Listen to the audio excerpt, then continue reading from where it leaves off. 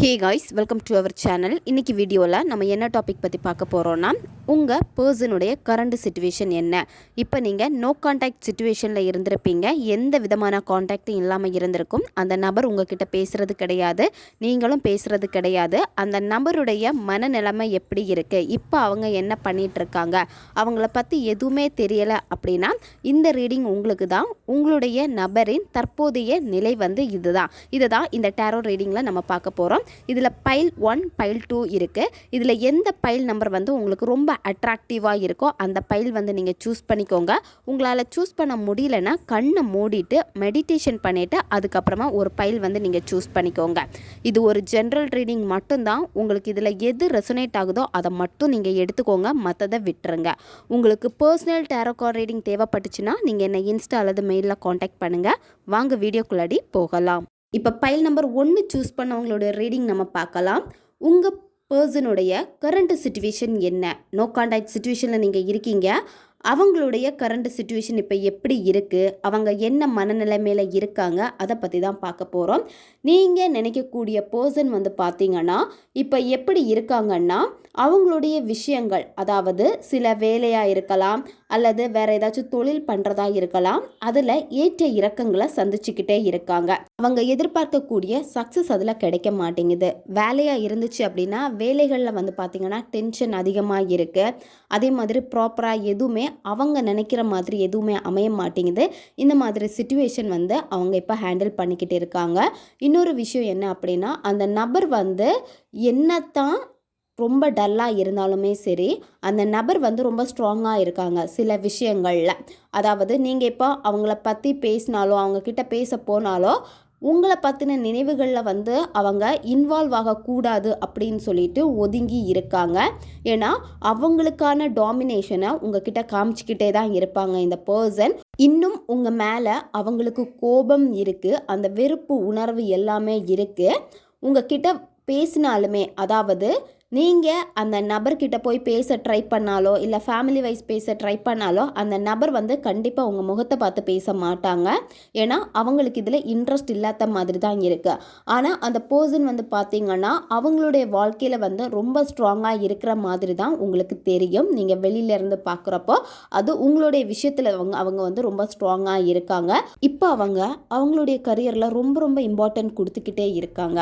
பணத்துக்கு ரொம்ப முக்கியத்துவம் கொடுக்குறாங்க. பணத்தை சேமிக்கிறதுக்கு, அந்த பணத்தை நம்ம எப்படி சேமித்து வைக்கலாம், அதுக்கு என்னென்ன ஒர்க் பண்ணலாம், இன்னும் எப்படி நம்ம டெவலப் பண்ணலாம், இந்த மாதிரியான எண்ணங்கள் அவங்கக்கிட்ட அதிகமாக இருக்குது. அதாவது அவங்க இப்போ இருக்கக்கூடிய மூமெண்ட் மட்டும் அவங்க யோசிக்கவே இல்லை.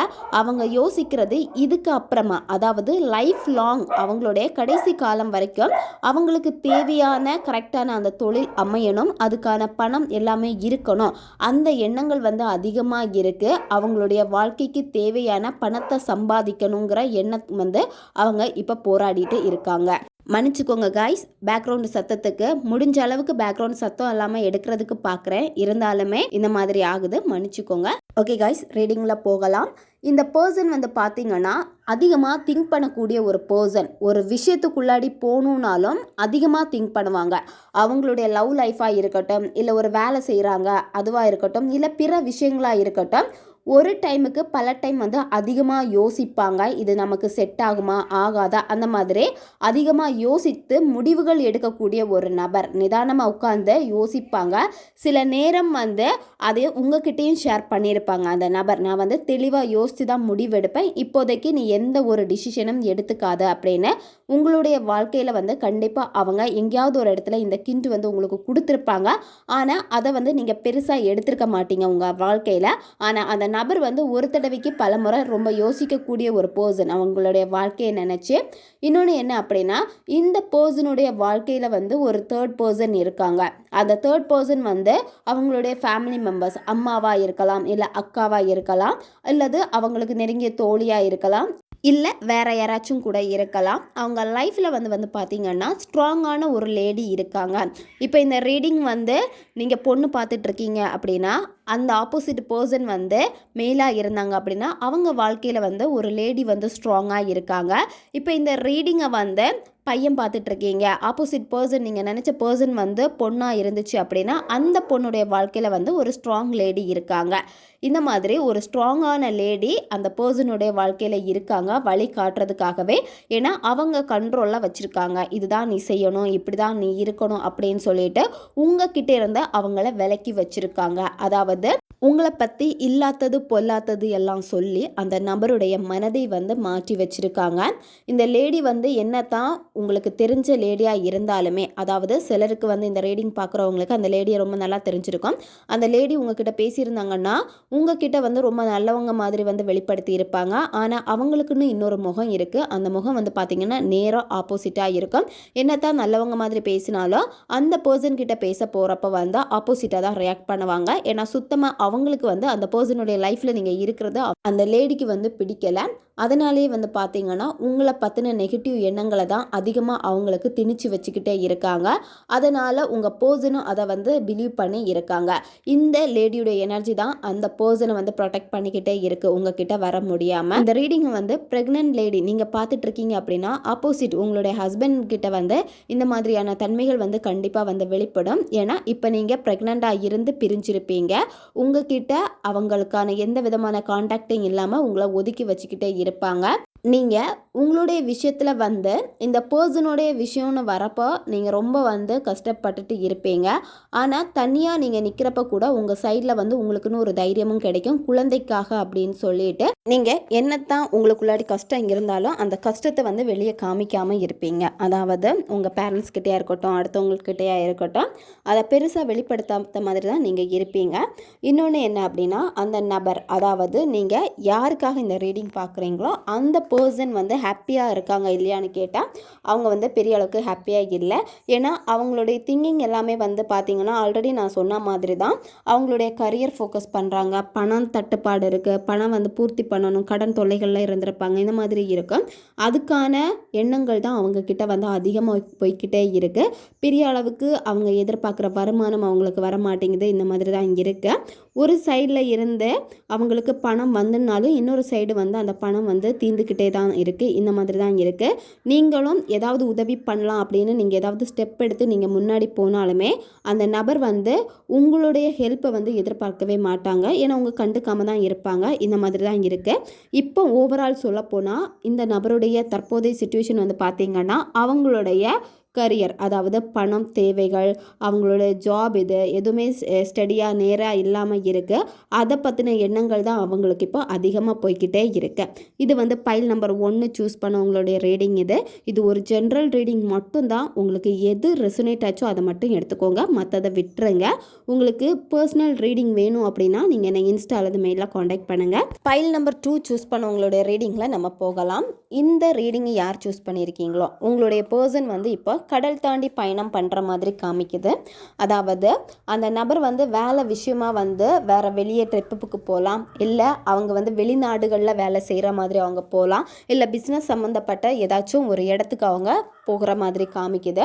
அந்த நபர் வந்து பார்த்திங்க அப்படின்னா இப்போ தான் அவங்களுடைய கரியரில் வந்து கொஞ்சம் வந்து க்ரோத் வந்து பார்க்குறாங்க. அதாவது அவங்க வந்து ஒரு ஸ்டார்டிங் வந்து ஸ்டேஜில் இருந்திருப்பாங்க, ஒரு பிஸ்னஸாக இருக்கட்டும், இல்லை ஒரு வேலைக்கு அப்போ ஜாயின் பண்ணியிருப்பாங்க. அதுலேருந்து அவங்களுக்கு இப்போ தான் கொஞ்சமாக அதுக்கான க்ரோத் வந்து கிடைக்க ஆரம்பிக்குது. ஏன்னா அவங்க சூஸ் பண்ண ஃபீல்டு வந்து பார்த்திங்கன்னா அவங்களுக்கு கொஞ்சம் க்ரோத் கொடுக்குற மாதிரி தான் இருக்குது. இந்த நபர் வந்து நல்லா ஹார்ட் ஒர்க் பண்ணியிருப்பாங்க. அவங்களுடைய வேலைகள் தொழில் சம்மந்தப்பட்ட விஷயங்கள்ல எல்லாமே மற்றவங்களுக்கு ஹெல்ப் பண்ணியிருப்பாங்க. இதனால் வந்து பார்த்திங்கன்னா இவங்களுக்கு உதவி பண்ணாமல், அதாவது இவங்க எல்லாருக்கும் சப்போர்ட்டாக இருந்திருப்பாங்க. லாஸ்ட்டில் இவங்களுக்குன்னு ஏதாச்சும் ஒரு தேவைகள்னு வரப்போ அவங்கள நாடுறப்போ, அது நண்பர்களாக இருக்கலாம், இல்லை அவங்களுடைய சொந்தக்காரங்களாக இருக்கலாம், யாராக வேணும் இருக்கலாம், அவங்கக்கிட்ட உதவிக்காக நாடுறப்போ எல்லாருமே வந்து விட்டு விலகி போயிருப்பாங்க. அப்போ அவங்க ரியலைஸ் பண்ணியிருப்பாங்க நம்ம லைஃப்பில் வந்து நமக்கானவங்க யார் அப்படின்னு சொல்லிட்டு. அதுக்கப்புறம் தான் அவங்க சில கஷ்டங்கள் தாண்டி கொஞ்சம் கொஞ்சமாக அவங்களுடைய growth, அதாவது பணம் சம்மந்தப்பட்ட அவங்களுடைய வாழ்க்கையில் தேவைகளுக்காக முன்னேறி போய்கிட்டு இருக்காங்க. இந்த நபர்கிட்ட நிறைய நெகட்டிவ் எண்ணங்கள் இருக்குது. நெகட்டிவ் எண்ணங்கள் அப்படின்னா இவங்க கடந்து வந்த பாதைகள் வந்து ரொம்ப கஷ்டமாக இருந்திருக்கும், ரொம்ப டிப்ரெஷனை கொடுத்துருக்கோம். இதனாலே வந்து நிறைய அனுபவங்கள், நிறைய அவமானங்கள் இதெல்லாமே தாண்டி தான் அவங்க கொஞ்சம் இப்போ நல்ல ஒரு ஸ்டேஜுக்கு வந்து வர ஆரம்பிச்சிருக்காங்க. ஏன்னா அவங்க திரும்பி பார்த்தாங்க அப்படின்னா அவங்களுடைய கஷ்டங்கள் தான் அவங்களுக்கு அதிகமாக இதில் இருந்திருக்கு. இப்போ அவங்க பண்ணக்கூடிய தொழிலாக இருக்கலாம், வேலையாக இருக்கலாம், மற்றவங்களுடைய சப்போர்ட் வந்து இந்த நபருக்கு வந்து அதிகமாக கிடைக்குது. இந்த நபர் வந்து பார்த்திங்கன்னா மற்றவங்க கிட்ட வந்து ரொம்ப நல்லா பழகுறாங்க. வேலை செய்யக்கூடிய இடங்கள்ல எல்லாமே அவங்களுடைய சப்போர்ட் வந்து இந்த நபருக்கு வந்து ரொம்ப ஒரு சந்தோஷத்தை கொடுக்குது.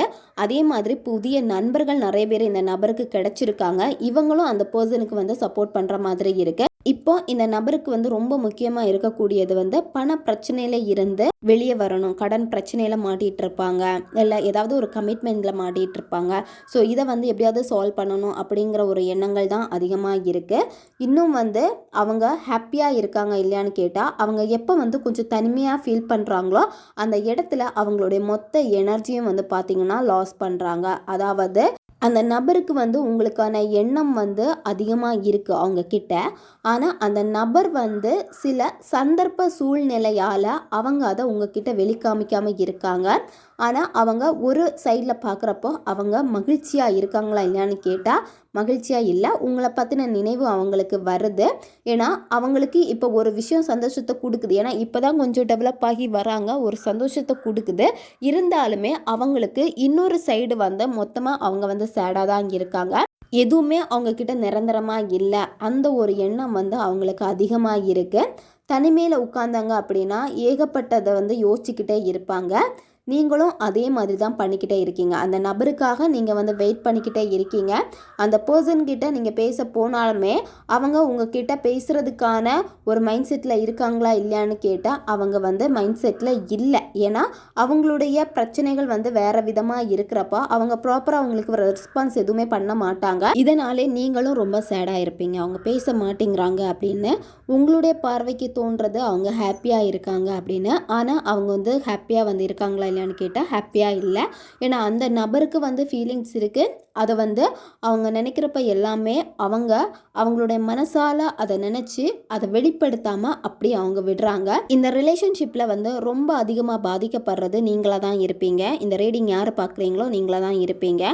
ஏன்னா ஆப்போசிட் இருக்கக்கூடிய பர்சன் வந்து எந்த விதமான எமோஷனையும் எங்கிட்ட வெளிப்படுத்தலையே அப்படின்னு சொல்லிட்டு நீங்கள் உருகி உருகி ஏங்கிக்கிட்டே இருப்பீங்க. ஆனால் அவங்கக்கிட்ட இருந்து நீங்கள் எதிர்பார்க்கக்கூடிய அந்த எமோஷனலுக்கான ஒரு இடம் வந்து கிடைக்கவே கிடைக்காது. ஏன்னா அந்த நபர் வந்து தன்னை தனிமைப்படுத்திட்டு போகணும் அப்படின்னு தான் அவங்க இருக்காங்க. ஆனால் நீங்கள் வந்து ஒரு சைடு வந்து பார்த்தீங்கன்னா அந்த பர்சனை நினச்சி ரொம்ப உருகிக்கிட்டே இருக்கீங்க. இதுதான் இப்போ இருக்கக்கூடிய ஒரு சிச்சுவேஷன். இது பைல் நம்பர் 2 சூஸ் பண்ண உங்களுடைய ரீடிங். இது உங்களுக்கு எது ரெசனேட் ஆச்சோ அதை மட்டும் எடுத்துக்கோங்க, மற்றதை விட்டுருங்க. உங்களுக்கு பர்சனல் ரீடிங் தேவைப்பட்டுச்சுன்னா என்னை இன்ஸ்டா அல்லது மெயிலில் காண்டாக்ட் பண்ணுங்கள். இதில் நீங்கள் எந்த பைல் சூஸ் பண்ணீங்கன்னு மறக்காமல் கமெண்ட் பண்ணுங்கள். ஓகே காய்ஸ், நம்ம சேனல் உங்களுக்கு பிடிச்சிருக்குன்னா மறக்காமல் சப்ஸ்கிரைப் பண்ணிக்கோங்க. வீடியோவை தேவைப்படுற உங்கள் ஃப்ரெண்ட்ஸுக்கு மறக்காமல் ஷேர் பண்ணுங்கள். அவங்களுக்கும் இது உபயோகமாக இருக்கும். இன்னும் நிறைய வீடியோஸ் நம்ம சேனல் அப்லோட் ஆகிட்டே இருக்கும். பக்கத்தில் இருக்க பெல் பட்டனையும் மறக்காமல் ப்ரெஸ் பண்ணி வச்சுக்கோங்க. அப்போ தான் நான் போடக்கூடிய வீடியோஸ் எல்லாமே உடனுக்குடன் உங்களுக்கு நோட்டிஃபிகேஷனில் வந்துக்கிட்டே இருக்கும். அடுத்த வீடியோவில் சந்திக்கலாம். நன்றி.